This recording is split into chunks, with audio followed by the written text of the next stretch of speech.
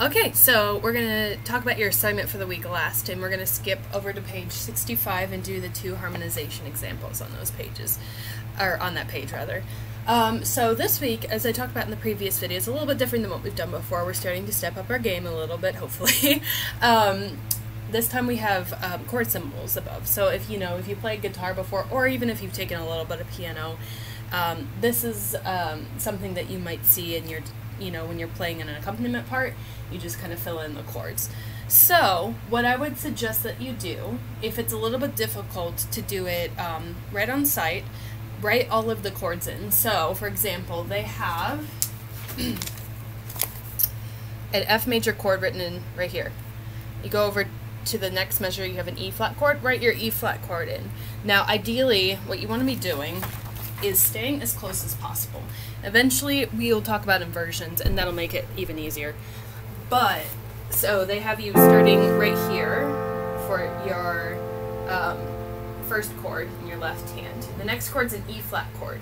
So E flat chord, we have E flat, G, and B flat. You want to move to the closest possible chord that you have to move to. So in this case, I would just be moving down to this E flat right here. You don't want to go too far down because then you're going to be jumping all over the place and that's just kind of exhausting, to be perfectly honest. If you know how to play inversions, I will be pleased if you can go to them, but we're going to cover that at a later time. So let's go through really quickly, and if you need to write this down, you can stop the video. I'm going to put my mask back on. What we're going to do for each of these harmonizations, first we're going to read through the left-hand chords, and then we're going to read through the right hand, and then we'll put them all together without me talking. So I am going to leave this off just for doing the chords because I'm going to name them out loud, okay? Alright, so F major chord right here. Next one is E flat, so we're going to move down. E, G, and B flat. Next chord is F, so we're going to move back up. Hang out there for a little bit. Then we have E flat again, so we're going to go down to the same chord. Then we have C major. So because our right hand is going to be right up in here, it won't work super well if we move up, so we're going to move down. So from E flat to C major, and then back up, we have all the same chords, so F, E flat, and then F, and then E flat, C, and F. Okay? Alright, so now, without me talking in between, we're going to set you through the right hand one time. Remember your B flats because we're in F major. And then we're going to put it all together very slowly. Okay? Alright, so here's the right hand. 1, 2, 3, 4.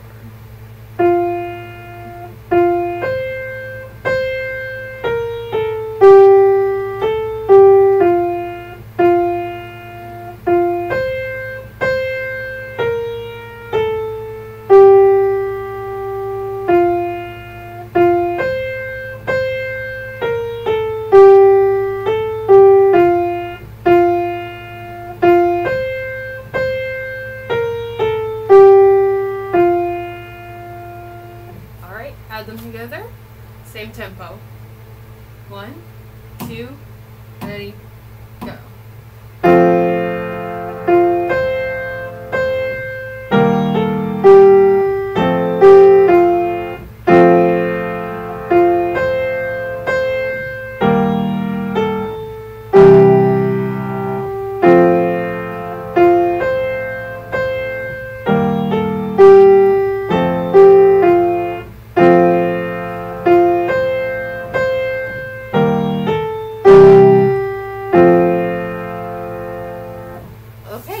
You can pause that and try that again even slower if you'd like to, but if you want to, we can move on to 2-45 if you're ready for it. Okay? So, take this off. So I'm going to name the chords out loud. This time we are in A major, so our sharps are F, C, and G. So remember that when we get to the right hand. But let's start with our left hand chords. So we have an A major chord, A, C sharp, and E. Okay, so that's our first measure. Then we have a G major chord, so we're just going to scooch one down. G, B, and D, and then we have A again, so we're going to go back up. Now for E, we need E, G sharp, and B, so we're going to move down a little bit. this is going to be our biggest, actually no, this is our second biggest chunk rather. Okay, so A to E major, back up to A. Now we're going to go down to D. So D, F sharp, and A. Then we just bop right up to E, back to A. Okay? So if you need more practice on getting to those chords, stop the video right now and work it on your own. You can go as slow as you like. Let's do the right hand, okay? So we're in 3/8, so I'm going to be 1, 2, 3, 1, ready, go.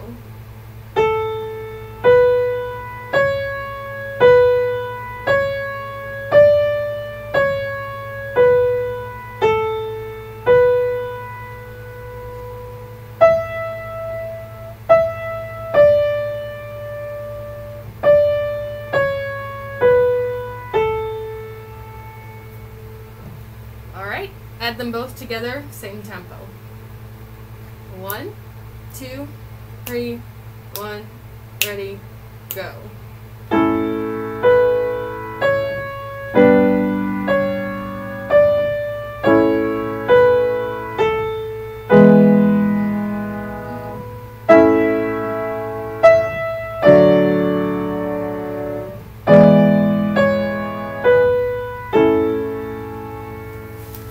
Okay, one little thing that's a little bit weird about this one, when you see G, in our key signature we have a G sharp. Normally this would be G sharp, B, and D. So if you do play the G sharp because you realize it's in the key signature, I'm not going to dock that off because I'm unsure of how much theory you guys have had, but that is a chord that we can use to go from the tonic chord to the other tonic chord essentially. But for right now, let's just stick with what we've got above it. Okay? Alright, happy practicing, and last video we'll just be talking briefly about your assignment for the week.